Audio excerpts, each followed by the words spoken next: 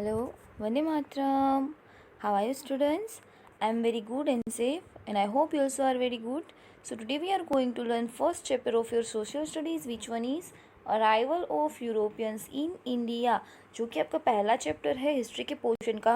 अभी मैंने यहाँ पे आपको एक इंडेक्स दिखाई है आपकी बुक की, तो इसमें 3 डिफरेंट कलर्स दिए हुए हैं। तो इसकी मदद से आपको समझना है कि आपकी जो सोशल स्टडीज़ का पोर्शन है वो 3 कॉन्सेप्ट में दिया गया है। फर्स्ट वन इज़ हिस्ट्री, दूसरा है geography and third one is civics. और आपके हिस्ट्री का जो पोर्शन है वो यहाँ पे ब्राउन कलर में दिया है। उसके बाद जो सारे ग्रीन कलर के चैप्टर्स जो हैं वो सारे आपके जियोग्राफी के हैं, और जो सारे ब्लू कलर के हैं वो आपको सिविक्स के पोर्शन उसमें लर्न करने हैं।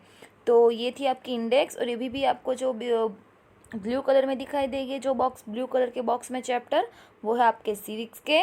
ग्रीन कलर वाला जो सारा पोर्शन है वो जियोग्राफी, एंड जो ब्राउन कलर है वो हिस्ट्री का। यहाँ पे आपको लिखा भी दिया कि हिस्ट्री यानी कि ब्राउन कलर, जियोग्राफी यानी कि ग्रीन कलर, एंड सिविक्स यानी कि ब्लू कलर। तो आज हम आपकी हिस्ट्री का पोर्शन का पहला चैप्टर शुरू करेंगे, जिसका नाम है arrival of Europeans in India, यानी कि यूरोप की प्रजा का भारत में आगमन। तो इस चैप्टर में हम क्या क्या लर्न करने वाले हैं कि यूरोपियंस हमारे इंडिया में क्यों आए, कैसे आए, उनको आने की ज़रूरत क्यों पड़ी।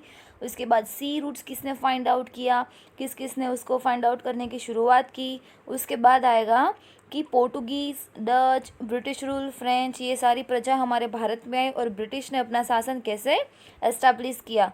तो चलिए बच्चों चैप्टर शुरू करते हैं। We have learned in the previous standard that many years ago our country was one of the leading countries in the world, यानी कि हमने आगे के स्टैंडर्ड में पढ़ाई की, तब हमने भारत के बारे में ये पढ़ा था कि हमारा भारत जो है सबसे आगे रहने वाला कंट्री है। Our country was distinct in the whole world, हमारी कंट्री जो है वो पूरे वर्ल्ड में अलग है, पूरे वर्ल्ड में अग्रणी रहने वाली कंट्री है। The people of various countries were being influence by our culture and prosperity, दूसरी कंट्री के जो लोग हैं वो हमारी संस्कृति और हमारी समृद्धि से बहुत ही मोहित हुए थे। Many people world wide were eager to enter in to trade with our country and on wealth out of it, यानी कि दूसरी कंट्री के जो बहुत सारे बड़े बड़े व्यापारी हैं वो हमारे भारत के साथ व्यापार में जुड़ने के लिए और व्यापार करने के लिए बहुत ही उत्सुक थे। दूसरा पैराग्राफ देखते हैं। All year the merchants from the various countries come to India north west by land route since Constantinople was conquered by Turk Muslim for purpose of trading. For years, the Arab traders undertook trade throughout the land route, यानी कि पहले बहुत सारे जो व्यापारी थे वो north west side से हमारे भारत में व्यापार करने के लिए आए थे, लेकिन कौन से मार्ग से? ज़मीन मार्ग से। और अरब ट्रेडर्स जो थे उन्होंने बहुत सालों तक ज़मीन मार्ग से व्यापार किया था हमारे भारत के साथ। But as a situation change trade throughout land route stop, जैसे जैसे सिचुएशन चेंज होती गई जो लैंड रूट है वो क्या हो गया? स्टॉप हो गया। Consequently the demand for Indian commodities like silk, cotton clothes, muslin, black pepper, spices etcetera increase in the European countries. अभी हमारी इंडिया की कुछ ऐसी कमोडिटीज़ है, कुछ प्रोडक्ट्स है जिसकी यूरोपियन कंट्रीज़ में डिमांड बढ़ती ही जा रही थी। तो वो कौन सी है? Silk, cotton clothes, muslin, black pepper, spices, यानी कि silk, cotton clothes and muslin जो है वो तीनों अलग अलग कपड़ों के प्रकार है। उसके बाद ब्लैक पेपर एंड स्पाइसेस जो है सारे मरी मसाले हैं, तो उनकी डिमांड यूरोपियन कंट्रीज़ में बहुत ही ज़्यादा थी। To take the advantages of this situation, many countries of Europe started searching for a sea route to India. अभी इसी बात का फ़ायदा उठा के जो यूरोपियन कंट्रीज थी उन्होंने क्या किया? भारत आने का जल मार्ग ढूंढने की शुरुआत कर दी। अभी यहाँ पे हमें एक मैप दिया है जिसमें यूरोप जो है वो हमारे इंडिया से लैंड रूट से कैसे व्यापार करता था और उन्होंने सी रूट कैसे फाइंड आउट किया वो देखना है। तो अभी मैं यहाँ पे आपको दिखाऊंगी कि लैंड रूट से व्यापार करने के लिए वो हमारे इंडिया में कैसे आते थे।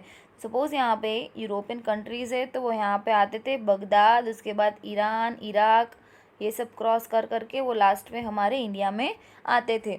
और सी रूट्स उन्होंने कैसे फाइंड आउट किया? तो एकदम ईजी है। यहाँ पे नीचे अफ्रीका का जो साउथ पार्ट है, केप ऑफ गुड होप, उसको क्रॉस करके मोजाम्बिक है ये एरिया, उसको क्रॉस करके और हमारे हिंद महासागर को क्रॉस करके वो हमारे इंडिया में ऐसे एंटर हुए थे।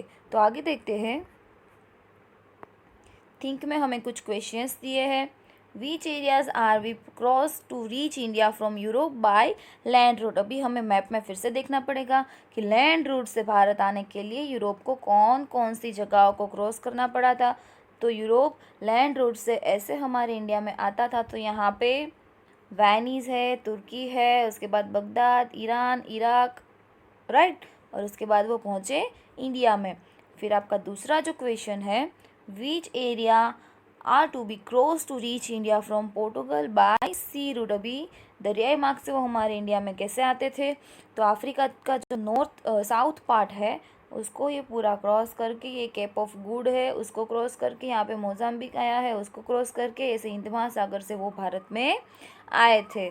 अभी यहाँ पे तीसरा जो हमारा क्वेश्चन है, which modes of transportation is use maximum to travel abroad in the modern times. अभी के समय में हम कौन सा जो मीडियम है, कौन सा ऐसा ट्रांसपोर्ट करने का तरीका है वो हम ज़्यादा यूज़ करते हैं। तो अभी हमें सी रूट्स और लैंड रूट्स ये सब करने की ज़रूरत नहीं पड़ती है, क्योंकि हम अभी कौन सा मीडियम यूज़ करते हैं, एयरवेज, हवाई जहाज़। और पहले के ज़माने में हवाई जहाज़ का इन्वेंशन तब तक हुआ नहीं था, लेकिन व्यापार फिर भी जारी था, इसलिए वो लोग लैंड रूट और सी रूट यूज़ करते थे। लेकिन अभी हम मॉडर्न टाइम्स में हवाई जहाज़ का यूज़ करते हैं। Subsequently, some adventure sailors of Europe and other countries started the search of sea route to come to India। अभी क्या हुआ कि यूरोप की कंट्रीज से और दूसरी कंट्रीज से बहुत ही बड़े साहसिक नाविक थे, उन्होंने क्या किया, भारत पहुंचने का जो दरियाई मार्ग है वो ढूंढने की शुरुआत कर दी। अभी आगे का जो पोर्शन है वो हम नेक्स्ट वीडियो में लर्न करेंगे बच्चों। ये आपके इतिहास का पोर्शन है, हिस्ट्री का पोर्शन है, तो आपको सारे पार्ट्स एकदम अच्छे से लर्न करने हैं इंटरेस्ट के साथ, तो ही आपको आगे का समझ में आएगा। ठीक है, तब तक के लिए टेक केयर एंड वंदे मातरम।